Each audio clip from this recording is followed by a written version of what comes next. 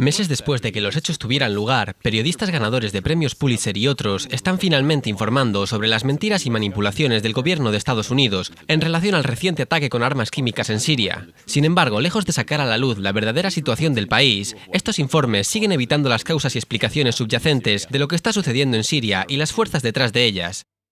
Este es un reportaje de Global Research TV. Los arquitectos de nuestro moderno sistema de consentimiento manufacturado y propaganda oficial han sabido por mucho tiempo de la importancia de los medios de comunicación en la elaboración de la opinión pública sobre un evento determinado. Para los patócratas que abrieron el camino hacia la era moderna de la guerra de la información y el control de opinión, los hechos en sí eran maleables, no sujetos a la realidad objetiva, sino a la forma en la que fueron percibidos e internalizados por un público crédulo. Como Avi Lee, el hombre que los Rockefeller contrataron al inventar la moderna industria de relaciones públicas tras la masacre de Ludwig, formuló: no son solo los hechos los que golpean la mente de la gente, sino que lo que incendia la imaginación es la forma en la que se llevan a cabo y en que se publican. Además, ¿qué es un hecho? El esfuerzo para afirmar que un hecho es real es simplemente un intento de darte mi interpretación de los hechos. Este desdén por el público y la facilidad psicopática con la que los funcionarios electos mienten a sus electores no es más evidente que cuando una democracia intenta movilizar a los ciudadanos en apoyar una guerra de agresión en el extranjero. Si la verdad es la primera víctima de la guerra, el campo de batalla donde se da esta baja es en la mente de la ciudadanía. Lamentablemente, los acontecimientos recientes han proporcionado profusión de ejemplos de este fenómeno. En los primeros días de la guerra de Irak, el analista de medios Andrew Tyndall examinó 414 noticias transmitidas por las cadenas ABC, CBS y NBC acerca de la construcción de la guerra, encontrando que 380 de ellas, un asombroso 92%, proceden de una de las tres agencias del gobierno estadounidense: la Casa Blanca, el Departamento de Estado y el Pentágono. Otro estudio más amplio encontró que de 574 relatos transmitidos entre el discurso de Bush ante la ONU en septiembre de 2002 y el comienzo de la guerra de Irak en marzo de 2003, solo 12 historias, el 2%, se ocupó de las posibles secuelas de la invasión. Como era de esperar, la campaña de propaganda de años de duración para convencer al público estadounidense, británico y occidental en general de la necesidad de una intervención armada en Siria tiene un patrón muy similar. Un estudio de septiembre de 2013 por la Pew Research encontró que en el amanecer del ataque con armas químicas de Ghouta en agosto, el debate sobre la cobertura de la guerra siria en las redes de noticias por cable en el que se suponía había diferentes puntos de vista, todos estos resultaban casi idénticos.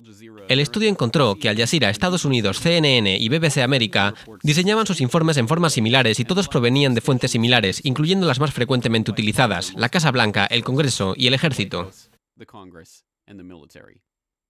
Un estudio aún más amplio, por la Iniciativa de Responsabilidad Pública, encontró que muchos de los llamados expertos en Siria invocados por los medios de comunicación occidentales para proporcionar comentarios sobre el conflicto sirio tenían vínculos financieros directos con la industria de defensa, tal y como se había demostrado previamente en la cobertura de la guerra de Irak. Nada de esto es sorprendente para aquellos que han estado siguiendo la cobertura mediática del conflicto sirio desde el principio. De hecho, expertos en medios alternativos han venido señalando la cobertura obviamente sesgada del conflicto desde sus inicios. ¿Cuáles son los puntos de vista alternativos que van a presentar en su documental? Básicamente, deconstruir los montajes principales que han estado presentando los medios globales, medios occidentales y especialmente Al Jazeera y Al Arabiya. Y estas fabricaciones son que el ejército está asesinando a gran escala a manifestantes pacíficos, que no hay democracia en Siria ni respeto alguno por los derechos humanos, y que no hay ningún apoyo por el presidente Bashar al-Assad. El documental trata de todos estos montajes, y de hecho muestra que realmente muchos de estos casos son directas y abiertas mentiras. Los sirios que se oponen a la destrucción de su país acusaron a la televisión pública canadiense, CBC, de parcialidad en sus informes sobre Siria. Sostienen que la mayoría de los sirios apoyan a su gobierno y, sin embargo, la CBC ha tomado partido legitimando y amplificando la perspectiva sobre los Ba'ath, grupos militares extranjeros que están matando al pueblo sirio. La misma gente que vosotros decís que llevó a cabo el 11S es la gente que está matando a la gente en Siria, y vosotros los estáis apoyando, lo que no tiene ningún sentido. Solo prueba que el 11S fue una gran mentira. El informe de Amnistía Internacional que se publica hoy es un informe para llamar la atención y captar titulares y que encaja en la narrativa dominante sobre cómo el gobierno sirio está torturando gente y matándola a voluntad, y que se debe hacer algo por detenerlos. Pero como el informe mismo muestra, los datos de Amnistía Internacional se basan en relatos de testigos presenciales. No en informes, no en enviados al país, sino en personas implicadas en esto. Personas que son parte de la supuesta oposición a este gobierno. Así que es un poco como crear un informe en el que se pregunta si los bancos son responsables de la crisis de 2008 y que solo se preguntara a gente de Goldman Sachs. Es decir, sabemos cómo va a ser ese informe. Tiene que haber cierto escepticismo hacia ese tipo de informes y no creo que sea necesario recordar a la gente que es necesario mantener este escepticismo, especialmente cuando los informes están orientados a hacer que la gente apoye la intervención militar.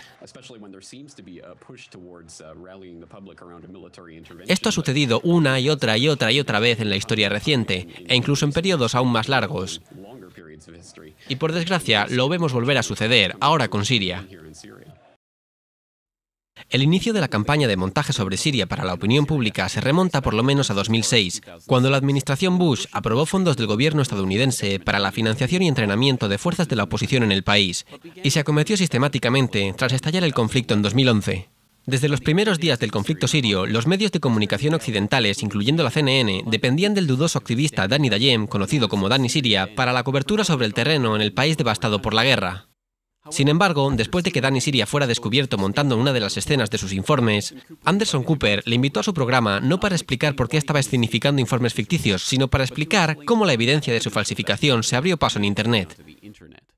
Dani, como sabes, la televisión siria está transmitiendo segmentos de este vídeo que fue filmado. No estoy seguro de cómo lo obtuvieron. ¿Sabes tú cómo? ¿Lo interceptaron? Mientras intentaba hablar con la CNN, estuve conectado como 20 minutos, así que fue una transmisión en directo. No sé cómo lo obtuvieron, todo es privado. Todo ha sido borrado porque tienes que borrarlo todo.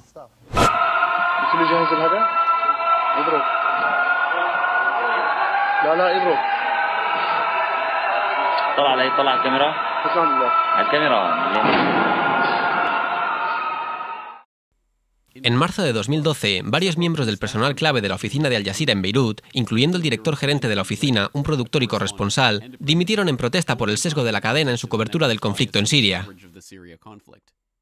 Ahora estamos recibiendo informaciones sobre renuncias de empleados clave en la oficina de Beirut de Al Jazeera. Ellos sostienen que la cadena tiene una postura muy provocativa y que están involucrados en la agenda de preparación, con información sesgada. Estas renuncias incluyen al director ejecutivo, al corresponsal y al productor. Y estamos oyendo especialmente del corresponsal que Al Jazeera se negó a publicar las fotos de combatientes armados enfrentándose con el ejército sirio y además ignoraron el referéndum para una nueva constitución en Siria. En agosto de 2012, la BBC emitió un videoreportaje que muestra cómo miembros de la insurgencia terrorista siria organizan el engaño a un recluso para convertirlo en un terrorista suicida involuntario, un crimen de guerra bajo las convenciones de Ginebra. Los rebeldes parecían estar tratándolo bien, ofreciéndole cigarrillos y una ducha. Le dijeron que se le va a liberar como parte de un intercambio de prisioneros. Y le dice que lo único que tiene que hacer es conducir un camión hacia un puesto de control del gobierno. Lo que él ignora es que el camión ha sido cargado con una bomba de 300 kilos.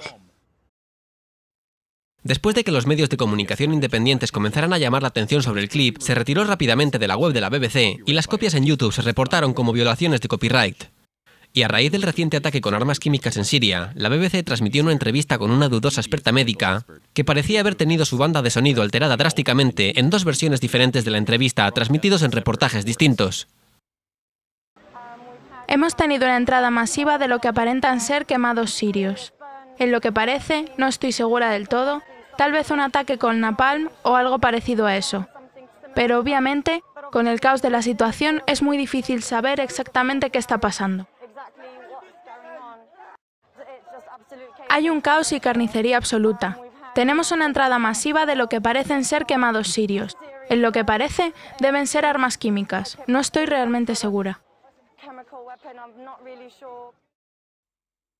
Como señala Michel Chossudovsky, director del Centro para la Investigación sobre la Globalización en Montreal, pese a manipulaciones tan atroces como estas, incluso las críticas más equilibradas, como el reciente reportaje de Seymour Hersh sobre la manipulación por la inteligencia del gobierno estadounidense sobre el ataque con armas químicas en Ghouta, sigue sin entrar en la cuestión que podría ayudar al público a entender lo que realmente está sucediendo en Siria.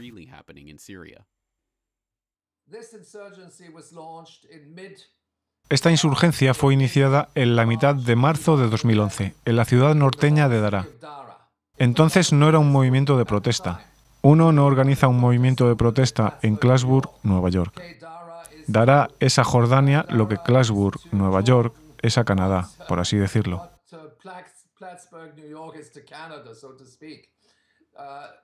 El movimiento de protesta no irrumpió en una ciudad dormida y aburrida de 40.000 habitantes. Cualquiera que tenga un entendimiento mínimo, que haya leído los informes de la prensa, sabrá que desde el principio esta fue una incursión de escuadrones de la muerte y francotiradores que disparaban a fuerzas de seguridad y de hecho lo confirmaron los datos de mortalidad y semejantes.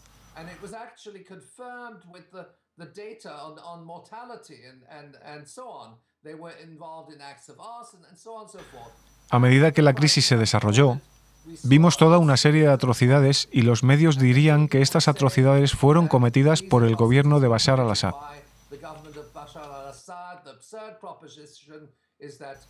Y su posición es que el gobierno está matando a su propia gente cuando, de hecho, estas atrocidades fueron cometidas bajo las órdenes de los aliados militares occidentales, empleando a los rebeldes como representantes.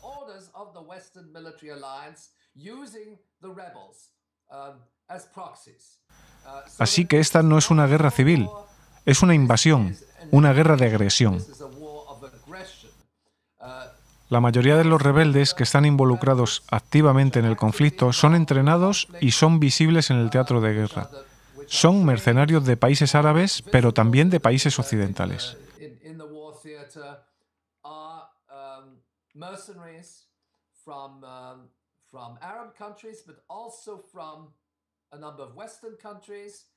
Entre ellos, mercenarios de empresas privadas de seguridad, o lo que es lo mismo, antiguos fuerzas especiales de SAS o paracaidistas franceses, etc.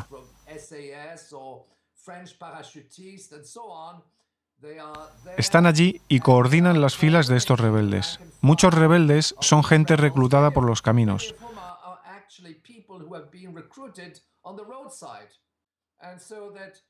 Así, para obviar el hecho de que esto es una guerra de agresión más que una guerra civil, a mi modo de ver, necesitan emplear campañas de desinformación mediáticas clásicas que no nos permiten comprender la lógica de esta crisis.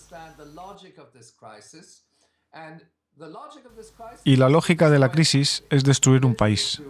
Literalmente, destruir sus instituciones, matar gente. Es lo que el general Tommy Franks, comandante en jefe del Comando Central durante la campaña de Irak, llamó acontecimiento productor masivo de bajas. Un acontecimiento productor masivo de bajas tiene un constructo ideológico particular detrás. Tiene el fin de crear un sentimiento de solidaridad hacia las víctimas, pero es propaganda de guerra. Matas gente y acusas al enemigo de haber perpetrado estas atrocidades.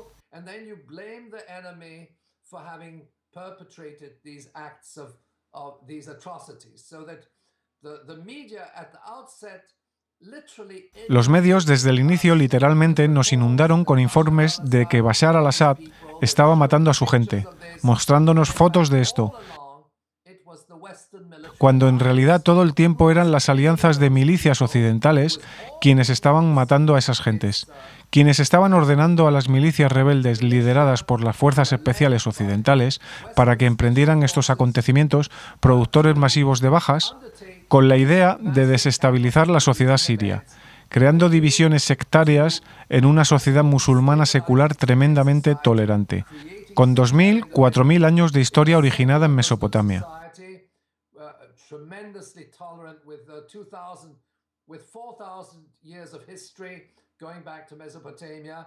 Pero al mismo tiempo es la destrucción de las instituciones de ese país.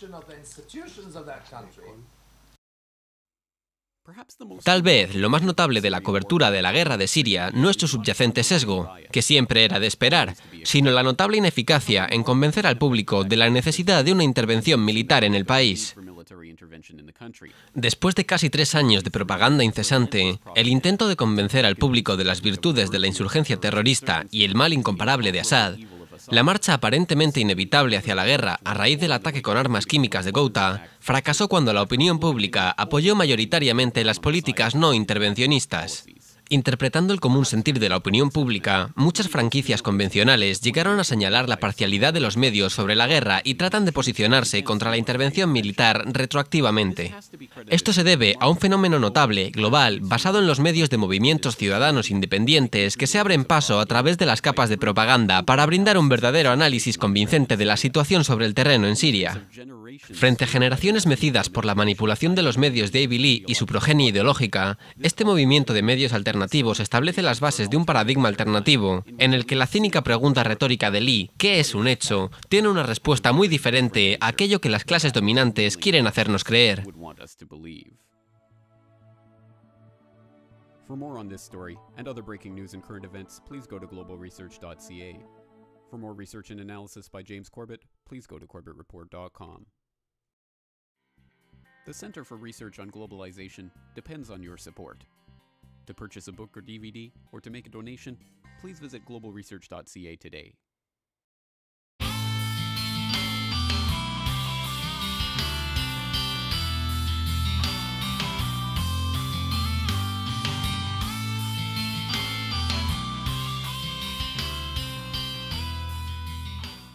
Internalizados por un público crédulo. Como Avi Lee, el hombre que los Rockefeller contrataron al inventar la moderna industria de relaciones públicas tras la masacre de Ludwig, formuló: no son solo los hechos los que golpean la mente de la gente, sino que lo que incendia la imaginación es la forma en la que se llevan a cabo y en que se publican. Además, ¿qué es un hecho? El esfuerzo para afirmar que un hecho es real es simplemente un intento de darte mi interpretación de los hechos. Este desdén por el público y la facilidad psicopática con la que los funcionarios electos mienten a sus electores no es más evidente que cuando una democracia intenta movilizar a los ciudadanos. Estos informes siguen evitando las causas y explicaciones subyacentes de lo que está sucediendo en Siria y las fuerzas detrás de ellas. Este es un reportaje de Global Research TV. Los arquitectos de nuestro moderno sistema de consentimiento manufacturado y propaganda oficial han sabido por mucho tiempo de la importancia de los medios de comunicación en la elaboración de la opinión pública sobre un evento determinado. Para los patócratas que abrieron el camino hacia la era moderna de la guerra de la información y el control de opinión, los hechos en sí eran maleables, no sujetos a la realidad objetiva, sino a la forma en la que fueron percibidos e intentan apoyar una guerra de agresión en el extranjero. Si la verdad es la primera víctima de la guerra, el campo de batalla donde se da esta baja es en la mente de la ciudadanía.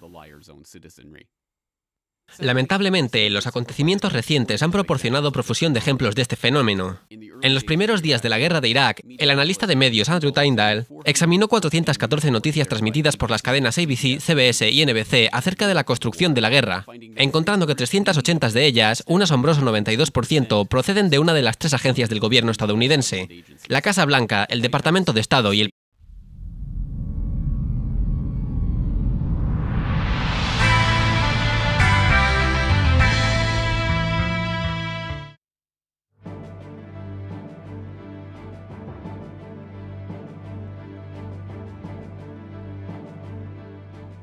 Meses después de que los hechos tuvieran lugar, periodistas ganadores de premios Pulitzer y otros están finalmente informando sobre las mentiras y manipulaciones del gobierno de Estados Unidos en relación al reciente ataque con armas químicas en Siria. Sin embargo, lejos de sacar a la luz la verdadera situación del país, es Pentágono. Otro estudio más amplio encontró que de 574 relatos transmitidos entre el discurso de Bush ante la ONU en septiembre de 2002 y el comienzo de la guerra de Irak en marzo de 2003, solo 12 historias, el 2%, se ocupó de las posibles secuelas de la invasión. Como era de esperar, la campaña de propaganda de años de duración para convencer al público estadounidense, británico y occidental en general de la necesidad de una intervención armada en Siria tiene un patrón muy similar. Un estudio de septiembre de 2013 por la Pew Research encontró que en el amanecer del ataque con armas químicas de